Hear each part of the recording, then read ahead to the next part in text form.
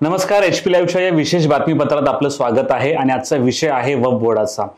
मागील हप्त्यात तुम्ही पाहिलं असेल की वक्फ बोर्डाविषयी जे कशा प्रकारे आंदोलन झालं आणि मुस्लिम समाज जो आहे की त्यांनी उद्धव ठाकरेंविरोधात उग्र आंदोलनं केलेली.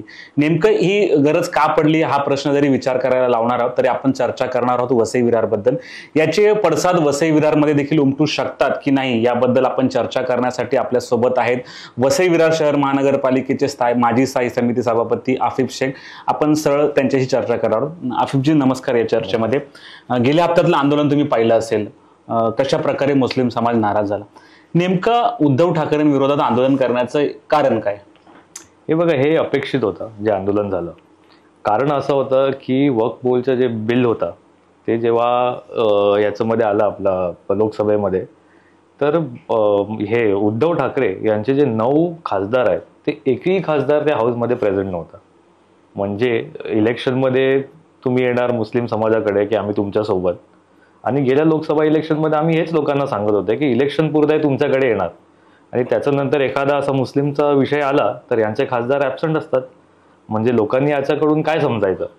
म्हणजे वसई विरारात नाही, संपूर्ण महाराष्ट्राचा मुस्लिम समाज मागच्या लोकसभेच्या निवडणुकी जी 6 महिन्यापूर्वी झाली उद्धव ठाकरेंच्या पाठीशी होता. आपल्या वसई विरारमध्ये देखील मोठ्या प्रमाणात जिथे मुस्लिम वस्त्या आहेत तिथे मशालला वोट दिलेला आहे. बरोबर. मग असं असताना देखील मग असं आंदोलन का करावं लागतं? किंवा उद्धव ठाकरे असे का आपल्या खासदारांना कदाचित त्यांनी सांगितलं असेल की तुम्ही पाठिंबा देऊ नका, असं काही तिकडे नाही गेले याच्याबद्दल मी बोलू शकत नाही.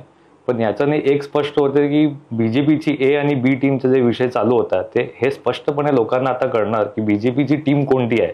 म्हणजे बहुजन विकास आघाडी आहे की शिवसेना आहे, मशाल आहे. आणि मला खास प्रश्न त्यांना विचारायचा आहे जे मशाल सोबत जे इतर पक्षाचे लोक आमच्या परिसरात फिरत होते की मशालला वोट करा, आता ते कुठे आहे? म्हणजे आमच्या इकडचे जे लोक प्रश्न विचारतात ते आता बोलायला कोण येतच नाही. म्हणजे उद्धव ठाकरेंचे खासदारांनी काय तिकडे चर्चा नाही केली, का ॲबसेंट होते तिकडे, आता कोण बोलत नाही. मग जे आंदोलन उद्धव ठाकरेंविरोधात झालं तर वसई विरारचे मुस्लिम बांधव देखील मोठ्या प्रमाणात संतापलेले आहेत का? त्यांच्या काय प्रतिक्रिया आहेत? माझे खूप लोकांशी चर्चा झाली आणि खूप लोक असं सांगतात की आम्ही इकडे वसई विरार म्हणजे जर माझं परिसर बघितलं तर एक चांगलं मतदान त्यांच्या बाजूने झालं होतं. पण आता ते सांगतात आमच्याबद्दल कोणी बोलत नाही, आणि असा एक जर विषय आला आणि पुढच्या राज्याचं आपलं जे इलेक्शन येणार आहे त्यामध्ये आम्ही कशाला यांना सपोर्ट करायचं? मग वक्फ बोर्डावर तुमची काय भूमिका असणार आहे?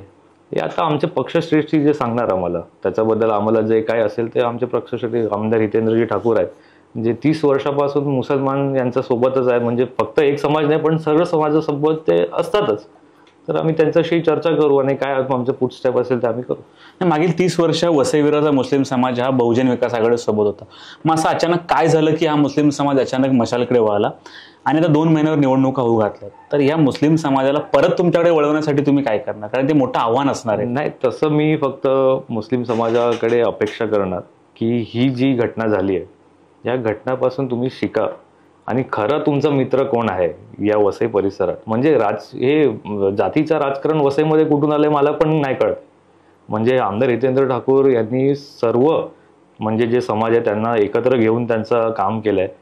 मी 24 वर्षाचा असून मुस्लिम समाजाचा एक स्थायी समिती सभापती म्हणजे महानगरपालिकेचा सर्वात मोठा पोस्ट महापौर नंतर मला दिलं.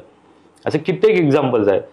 म्हणजे आपले हे महापालिकामध्ये गटनेता म्हणजे अब्दुल हक चाचा, सगळी डांगे उपमहापौर, म्हणजे आमच्या समाजात पाठी आहेत. आणि मला ही अपेक्षा आहे की येणाऱ्या इलेक्शनमध्ये ज्या आमदारकीचे इलेक्शन आहे मुस्लिम तरुणांशी किंवा मुस्लिम लोकांशी बोलणं झाले, विधानसभेची मोर्चेबांधणी कशी करायची, कशा प्रकारे आपल्याला वोटिंग करायचं, आमची कोऑर्डिनेशन सर्वांशी चालू आहे. आणि येणाऱ्या इलेक्शनमध्ये आम्ही ताकदीने उतरू आणि हे इलेक्शन आम्ही जिंकू 100%. धन्यवाद चर्चा केली.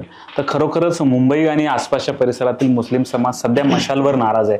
वसई विरार परिसरातील मुस्लिम बांधव नेमकं काय करतात ते आपल्याला पाहावं लागणार आहे. त्यासाठी आता आपल्याला 2 महिन्यानंतर ज्या निवडणुका होऊ घातल्या त्यात चित्र स्पष्ट होणार आहे. परंतु येत्या काळात वक्फ बोर्डाचा मुद्दा हा पेटणार हे निश्चित आहे. HP साठी हनीफ पटेल सोबत प्रवीण नलावडे, वसई.